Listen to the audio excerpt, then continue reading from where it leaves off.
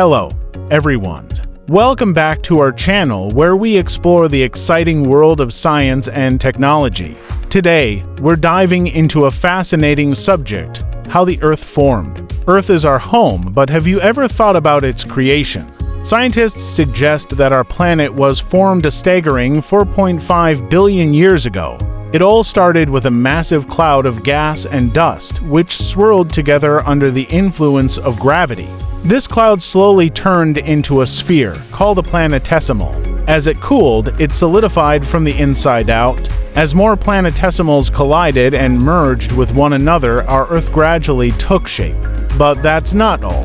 The story doesn't end there. Our Earth was constantly bombarded by asteroids and comets during its formation process. These space rocks brought materials rich in metals like iron and nickel to our planet's core. This helped create the Earth's crust and iron-rich outer core that we have today.